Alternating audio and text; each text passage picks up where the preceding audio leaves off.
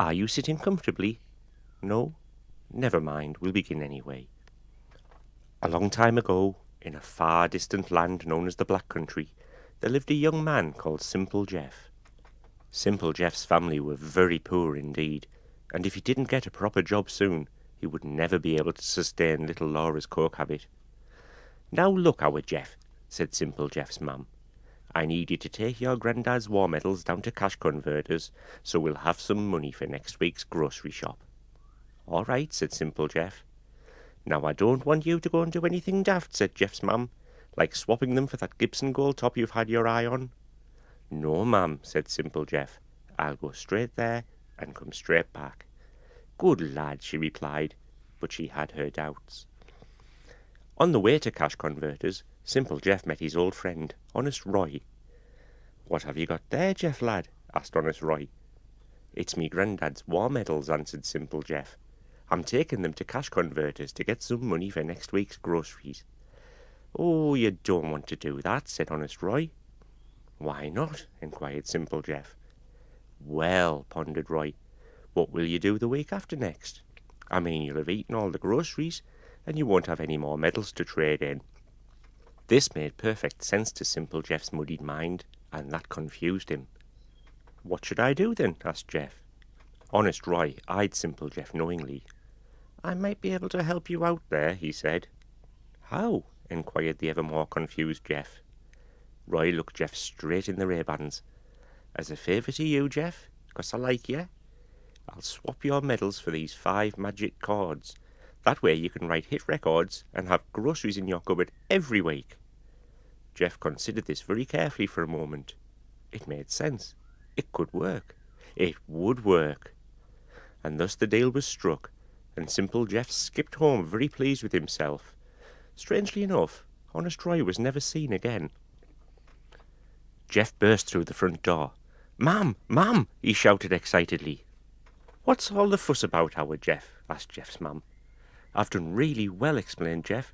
I've swapped our granddad's war medals for these magic cords, so I can write hit records and keep us in groceries forever. All of a sudden, it didn't seem such a good idea. Oh, Jeff, started Jeff's mum, you really are a prize twonk. I suppose I'm going to have to prostitute myself down the bull ring just to make ends meet, and the only food we're going to have is little Laura's cold turkey. And with that she grabbed the magic cords and threw them out the window. Oh, ma'am, moaned Simple Jeff as he went up to bed with no supper. The next morning Simple Jeff awoke to a wondrous sight. Outside his bedroom window was a magical beanstalk laden with staves, notes, cords, all glistening in the morning sunshine. Jeff and his mum ran out of the house and stared in awe at the sequence of notes soaring up into the clouds. What should I do now, ma'am? inquired Jeff.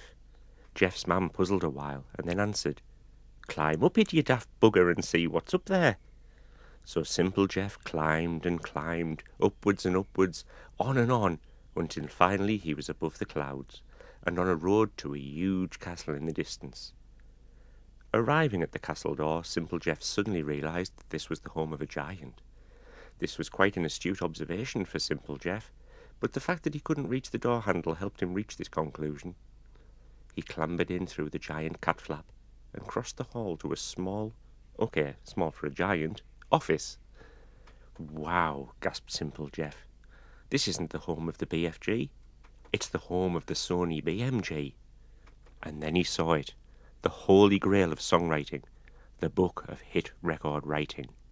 Simple Jeff scanned the pages. So, he read, if I play an A minor with a C bass, I can call it C minor 7th flattened 5th. Wow, how clever is that? He grabbed the book and ran, across the hall, through the cat flap, along the road and climbed back down the beanstalk. He whipped out his chopper and destroyed the beanstalk. Things went well for Simple Jeff, and he soon had the Gibson gold top from cash converters. He joined a band, got a recording deal, and even played on BRMB radio. Before long, Simple Jeff had enough money to move to America. He soon forgot about his mum and dad, as they were poor people and didn't matter anymore. Eventually, Simple Jeff became fat and lazy in his richness, and left all his fans waiting hopelessly for another release. Never mind, at least he lived happily ever after. The end.